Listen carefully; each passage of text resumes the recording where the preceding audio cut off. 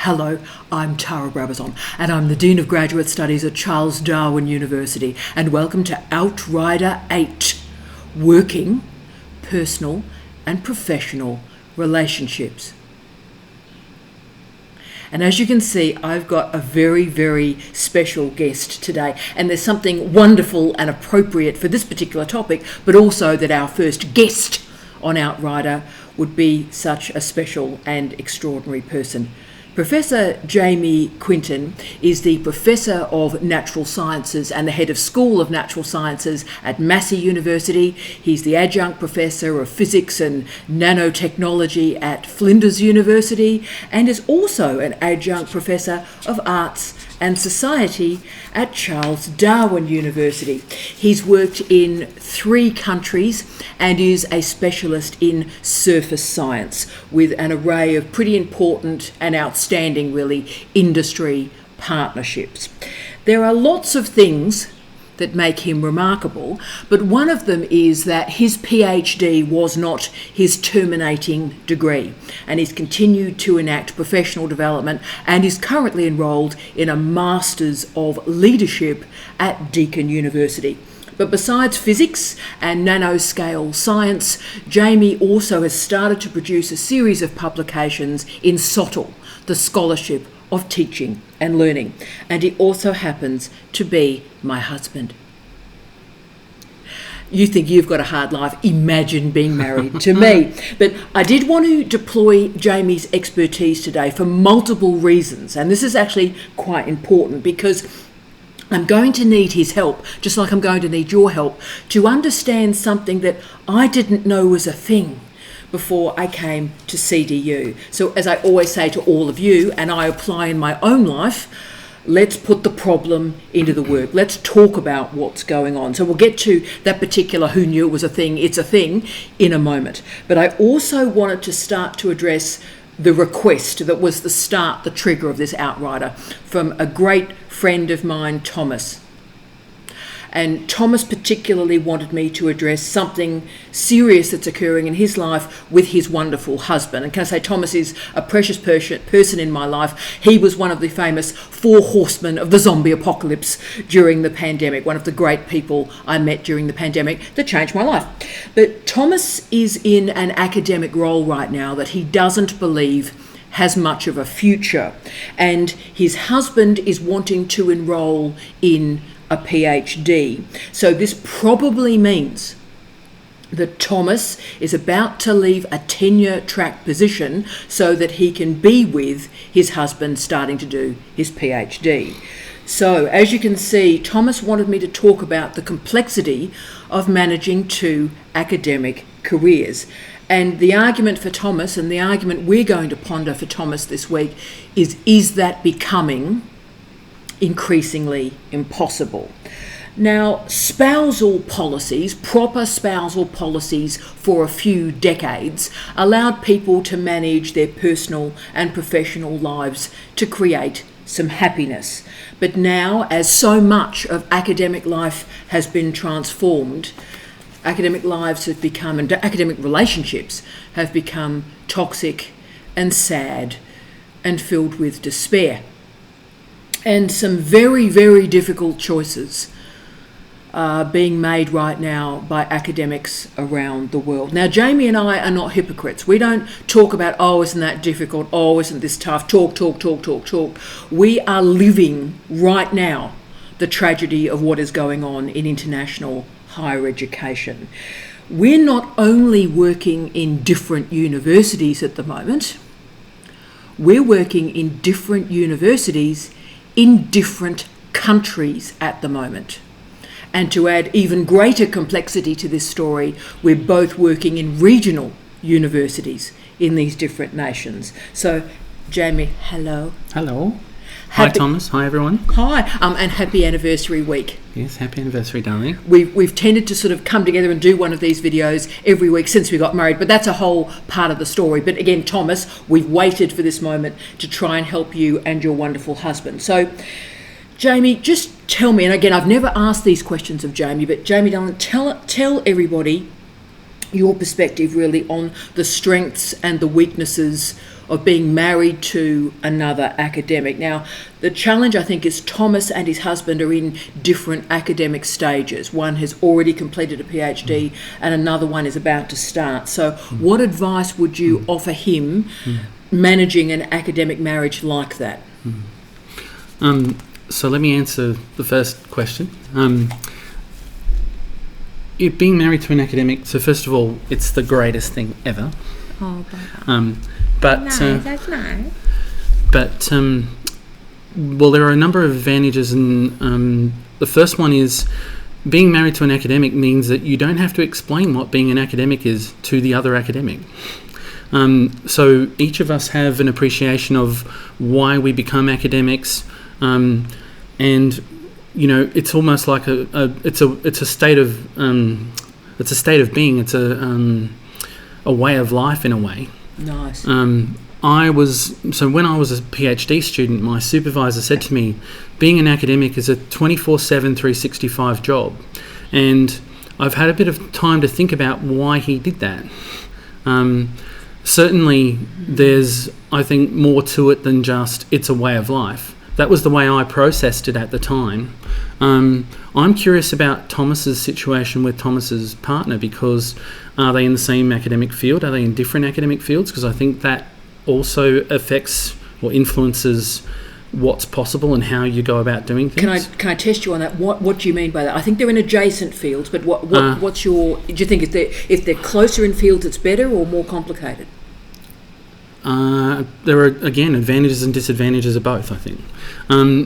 I've seen many PhD students form couples, and then they finish their PhDs and they'll often break up because they can't find two jobs in the same place. Yes. So, and usually they're in similar fields, right? They meet when they're PhD students and they're working together in a laboratory or whatever, in STEM in particular. Yes. But also, being married to an academic means that you're constantly talking with an educated person. We have the best conversations because we're in different fields, right? And you've taught me so and much. I'm sure if we're in the same field, we would have interesting conversations too. But a lot of the things that I enjoy about being married to Tara is we talk through things and we describe. There's a lot of description. There's a lot of background that we talk about. Because and as a natural teacher, I guess I enjoy that because I'm actually using my teaching brain when I'm actually explaining things, and I learn a lot. Yeah, and we talk about deep stuff in both humanities and in hard sciences. And what I love about it is the rich variety of intellectual pursuits that we talk about, right? We talk about all kinds of interesting things that I would never have expected to be thinking about, and I'm loving it. I'm loving thinking about all that stuff. Now, getting back to the second part of the question, what advice would I give Thomas and his partner? Well, it's a hard road. It's a hard road because... Well, I think it's a hard road because of the times we find ourselves in, right? We're going to talk about the precariat workforce at some point. Yeah. But it is a lifelong pursuit. It's a passion that you follow. You know, people don't become academics because, I can't think of anything else to do, right? Being an academic is hard. I can't pretend it's otherwise. Nice one. Yeah. But you do it because you have a passion for your pursuit of knowledge, your pursuit of learning, I think that's really well said. And it's great to start in a positive way. I didn't think we'd start positively, but that's also the nature of our marriage, that it is a gift, and whether one is an academic inside or outside of a university at different points of our career, because I think there's no longer we're both working in a career for 30 or 40 years in universities. I think that's gone. But once you are an academic, you're always an academic wherever you are working. So I think that's a great point. And Jamie, this leads to the second question, and I am so excited to hear your answer to this question. And for all our friends on Outrider, I really want to hear your response to this, because I find this weird and I can't work this out. So I wanted to raise a really odd and interesting thing that's happened to me. since I arrived at CDU. So let me set the scene for you. Most of you know I'm completely obsessed by what happens in academic interviews in terms of Goffman and front stage and what occurs in an interview, and often interviews are now 2 days or even longer at the moment, so they're just bizarre. But so at CDU, I delivered my presentation as part of the interview, and so, it was online, offline, people in the audience, it was great. But what was amazing, and I'm always fascinated in when you do a presentation, what happens in the question time. And so basically question 2 or question 3, I was asked, what do I think about, this is asking the prospective dean, what do I think about academics who work together and supervise together? What do I think about that? Now, firstly, you can ask anything in the world in what's happening in international higher education. And that's like question 2. Can you tell us what you think about married academics? And it had a negative vibe to it, married academics who supervise together. And that was weird enough. But can I say, at least every second day at CDU, I'm asked about, what do I think about academics who are married and work together? Now, I didn't know this was a thing. I didn't know this was a problem. I've been married to this wonderful man as an academic. Of course, I was married to the late Steve Redhead for a very long period of time. All very successful academics by multiple metrics. And also, we supervised incredibly well together. Often students who had moved through 5, 6, 7, 8, 9 previous supervisors, and nobody could get them through. And Steve and I got them through, and Jamie and I have got them through. So this would seem to me a blessing, except at CDU, it's not. So, Jamie, a couple of questions here. Mm-hmm. Why was that question asked in an interview, and why are questions like this emerging now? Yeah, what a fascinating question. I don't know. So I can see advantages and disadvantages again, right, as to why it would be a good thing and why it could be a problem. I don't think it's certainly not a problem for us. But I'm just trying to think of the motivation behind asking the question, really. Yes, noting that universities have conflict of interest policies and spousal policies and relationship policies, so it's all above board and so forth. Yeah. All right, so, one advantage, of course, is that the married couple communicate with each other really well. They don't have to work on that, typically. And the student has the advantage that the married couple, normally a supervisor and a co-supervisor, you have to configure a meeting to sit down and focus on the student's work and talk about, where things are at and what advice you might give next, and focus on the candidature. But whereas a married couple can just talk about it at will, organically. Yeah, absolutely. Yeah. And for students like Eunice, big shout out to our Eunice. We love you, Eunice. That peacefulness, and Maeve's another great example, that peacefulness and kindness and almost sort of family configuration of supervision has worked brilliantly. Yeah. But it only works well because there are clear guidelines and boundaries by which we operate. So I'm thinking that, the question you were asked might have been about the perception or misperceptions or assumptions. There's more to the story than the question. It's like the student in the classroom that says, will this be on the test? They're never asking you, will this be on the test? They're asking the question, will it be on the test? Because they're asking a deeper questions than that question. Yes. I think this is a similar sort of loaded question in a way. Now, if I think about possible disadvantages, and I preface what I'm about to say with the knowledge that we all do the best we can, and then when we learn better, we try to do better, right? So none of us were brilliant supervisors when we first started. I actually have a lot of respect for my supervisor. It was a learning journey for both of us because I was his very first student, right? So when I think about that 24/7, 365, my supervisor said to me when it came to the thesis, I can't tell you what it's going to look like, but I'll know it when I see it, which is the most unhelpful advice you can possibly get, right? But if you wanted to say to the student, look, it's going to take a certain amount of work and it's going to take you as long as it takes you, how do you get the student to engage with it and make sure it happens? Well, one of the things you can do is you can tell them it's a 24/7, 365 way of life. So they spend their time thinking about it all the time, right? Now, that's I don't know if that was the motivation for it. You know, I see. I don't know. I'm just thinking about possibilities.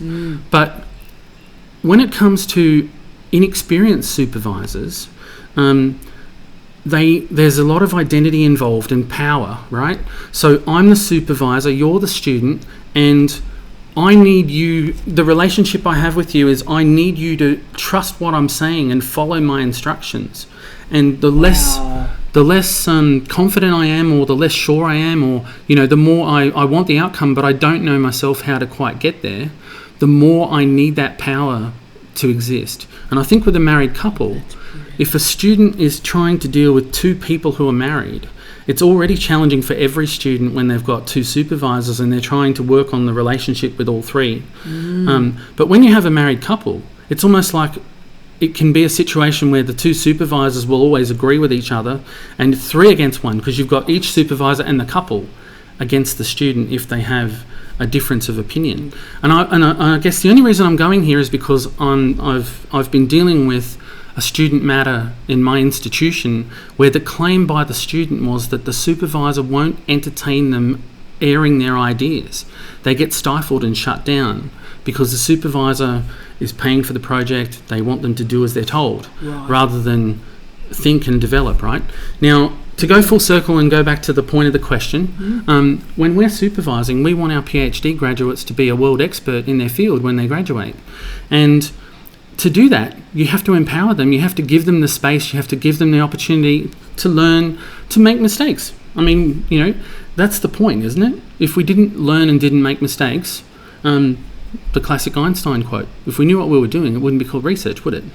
See, that's brilliant. Right. And you see, he's actually answered the question there. So you're arguing that inexperienced or early career supervisors, the supervision is about their identity. So it's quite precious to them and very close to their identity. So the marriage and everything's very intense and very hot. Whereas actually, as one is an experienced academic, an experienced supervisor, we know that supervision is not about the marriage. No. It's not about us. No. The supervision is about the student. So that's fascinating to me. That question you believe was asked, and I have to really think deeply about this, was asked because, you know, still supervision is very hot and very new, and it must be linked in with identity and all sorts of things, whereas actually it's about caring for the student and getting them finished. Well, one of the ways Tara changed my life when I first met her, she said it takes confidence in your power to be willing to give some away. And the confidence comes with experience and with a bit of trust, and also by taking a bespoke supervisory approach with every student. If you make it about the candidature and you make it about the individual student and you adjust as needs, because that's part of being a supervisor, is evaluating where the student's comfort zone is, where the student's skill set is, where the edges are, and encouraging them to grow at the edges of their comfort zone. And you have to assess all that. You can't just assume that all students are the same, all candidates are the same, and you're going to make replicates of a single data point over and over and over again. That's absolutely brilliant. And therefore, this leads to our next question, and again, it's a tough one, and I don't know the answer to this. This is my 30th year of being an academic, so I don't know what I think about this, but I do know that something's changing. So there's a lot of talk at the moment in universities about work and life balance and family-friendly workplaces. And I have a very naughty maxim that the more a university talks about family-friendly policies, the less likely we are to see them. So I wonder, what's your feeling as a middle manager? You're a middle manager, I'm a middle manager. What's your feeling as a middle manager in our universities about how work is being organised in our universities right now? Well, certainly my observation is that the universities seem to be less resourced than they used to be, and as a consequence, there's a lot of crisis management. There's a lot of reactive approaches to dealing with things. And, with less resources, there's less opportunity. You've got to do more with the resources you've got. So the result of that is that people tend to be time and energy poor. They're and busier. Exhausted. They're busier than they've ever been. They're kind of living in survival mode rather than in a comfortable way of life. Certainly, I see that more and more. On the family-friendly policy front, certainly in my school, I try my best to be family-friendly. There's a number of staff who have school drop-off and school pickup, and as an academic, I was sort of taught that you're quite autonomous most of the time, and as long as things get done, it doesn't matter when they get done. Now, with the professional staff, I know the professional staff are there to support a lot of the main activities that take place, and they know that too. But you can prioritise and you can deprioritise some things. Since COVID, we've been working at home a lot more, so flexible work arrangements now are more normalised than they've ever been. Yes. And I think the opportunity to be more family friendly is there than it's ever been. Yes. It's just a matter of, managing expectations, managing workflow and process with staff, and if people appreciate the opportunities you give them, they usually respond to it in a positive way. Yeah, and certainly what I've done is, do you have to hold this meeting? Is this meeting required? If the meeting is required, make it 30 minutes, not 60 minutes, and held between 10 a.m. and 1 p.m. These sort of changes are not hard. They're proactive rather than reactive. And it's just asking yourself, is the best use of this human's time being in this meeting? And about 90% of the time, the answer is no. So for me, that's family friendly. The notion that people are scheduling meetings at 4 p.m. or 3:30, for me, that is the sign that these humans have never had to manage relationships. Same with 8:30 or 9 o'clock in the morning. Yeah, and I'm a very early person, but I know that my particular arc and pathway through life is not generalisable. So therefore, we focus on what is a more generalisable sweet spot, and is this effective work at this point in our lives? Yeah. Powerful. But there's two sides to that too. So as I said, I think we're more flexible than we've ever been. The nature of work and so forth is not the bell goes off, people do things, the bell goes off, people go home. But also the other side of that coin is that the individuals who are given those privileges because they're not part normally of the policies and procedures, is that... I'm laughing. No, they should be. No, go on. No, is that they make the most of the opportunity, right? Yes. I was taught that universities run on two things. They run on squeaks and they run on goodwill.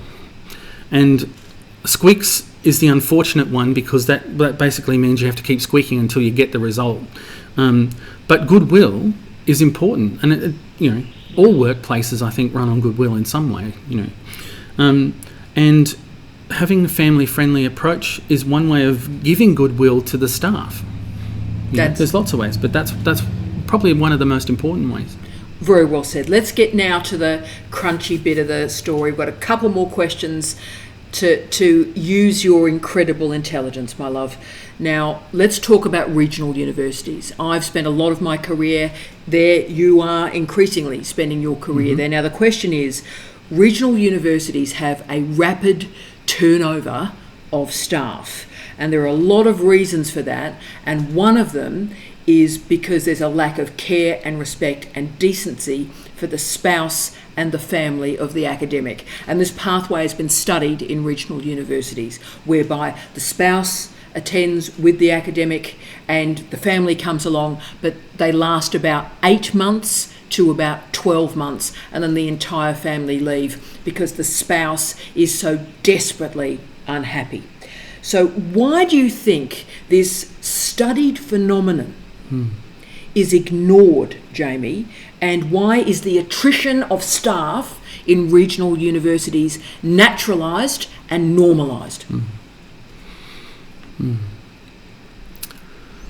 Well, certainly, a family moves to a new place. The well-being of the family is actually the thing that matters the most to me as an individual. I would assume it matters the most to everyone. You are taking on a brand new lifestyle. There's a lot of trust and faith involved. But I think we've kind of touched on the answers to these questions, because we talk about a reactive environment, under-resourced, reactive, dealing with one crisis after another into survival mode. You arrive in survival mode, in fact, you're really in survival mode, and you never get out of it.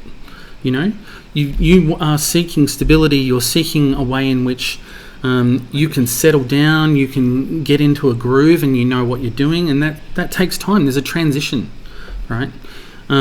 So I think the churn happens because people don't want to be constantly in survival mode, right?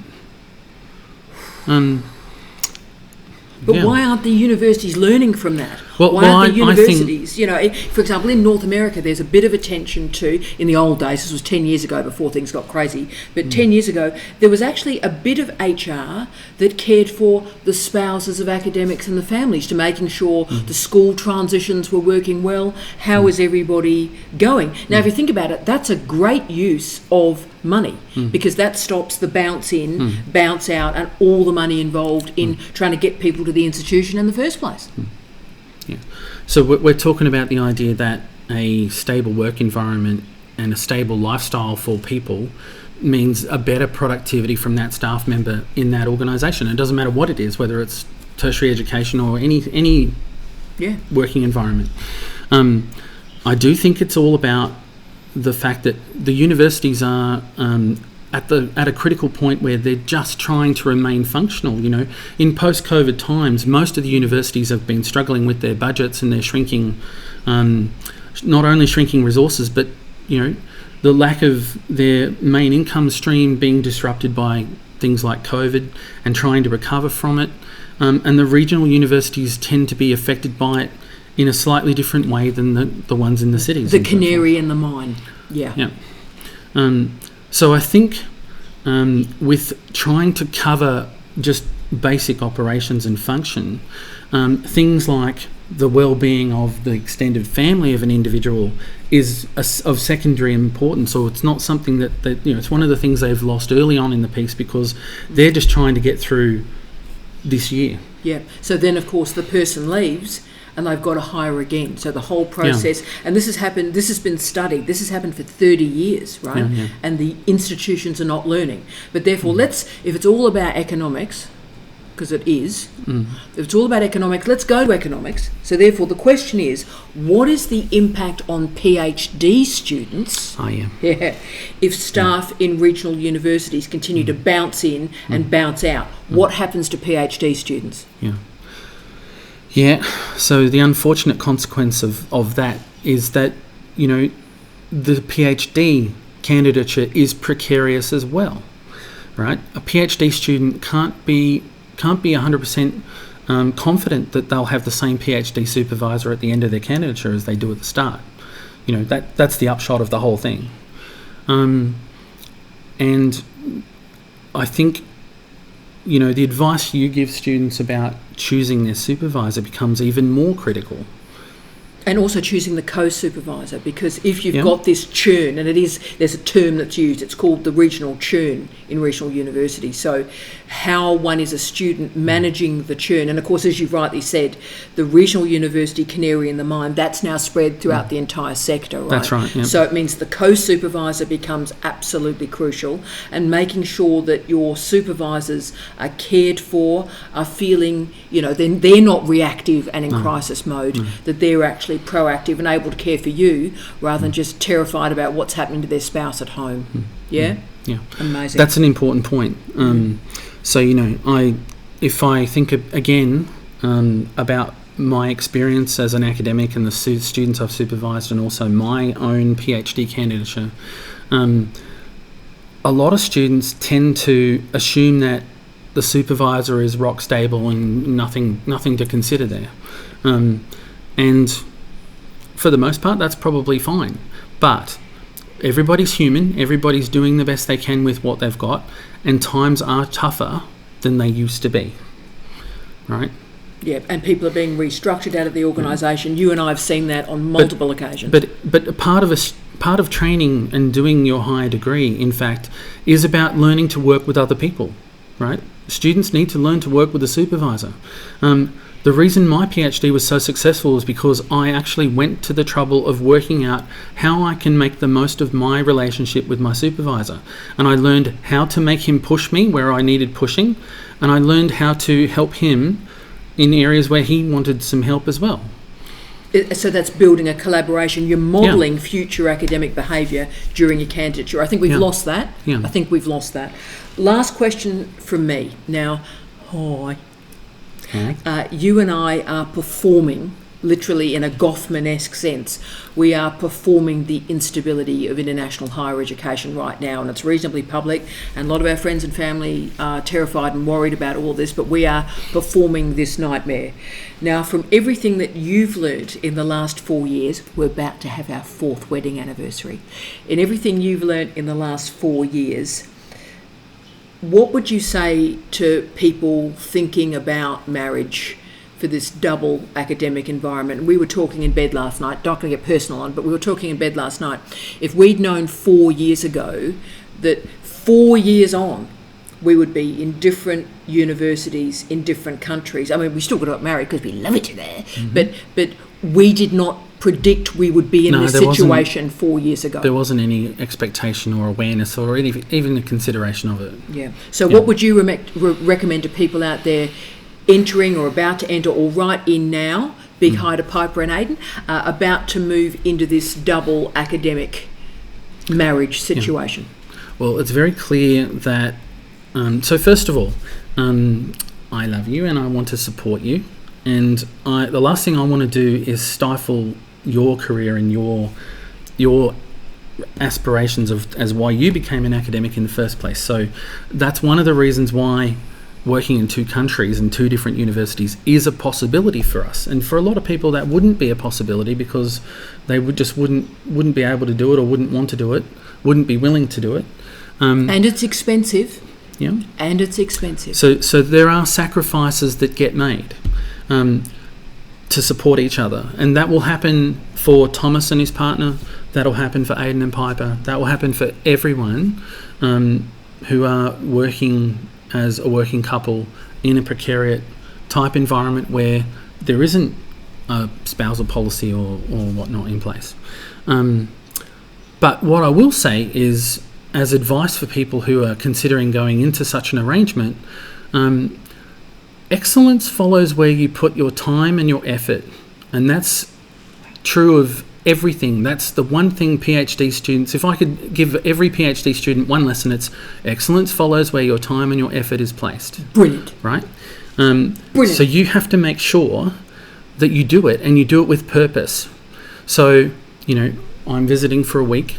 I will be devastated when I have to go, when I go back to work. But while I'm here with purpose, right? And that's the only way you can find some kind of work-life balance as a tactical measure, right? Because otherwise you spend all of your life feeling guilty. As an academic, that's what happens. You feel guilty all the time because nothing gets the attention it truly deserves to be done properly.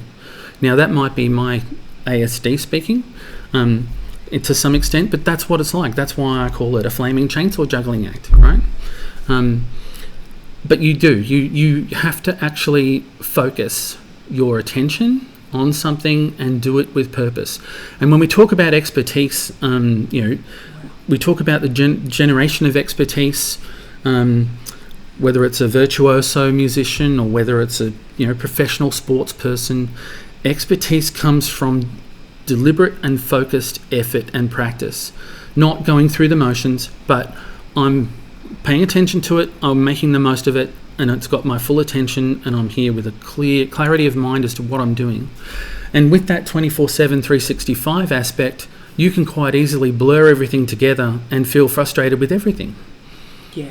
And I don't think we've done that. I think we've lived our lives. We suck at the marrow of life, you and I. I think we live each minute with intensity, and then we move to something else. And I think that was incredible advice for PhD students. Don't let it sort of bleed into mediocrity of everything else. Live in your present and make that present meaningful. And I think what we've learned as old people is the present is all you've got. I was going to say, darling, you've heard me say this many, many times. People judge themselves by their intentions and others by their actions. Brilliant. And most of us struggle. If we have any regret or disappointment or self-esteem issues, it's usually because of the mismatch between the two. And so it's got to start with intention. You can't get very far without intention. So I'm not saying intentions are a problem. It's what you choose to do against those intentions that really matter. I think that is a magnificent time and place to finish. Shall we do our little happy anniversary? Happy anniversary, darling. Yay! And Jamie and Tara, we wish you love, light and peace. J and T, L. Bye everybody. Bye-bye.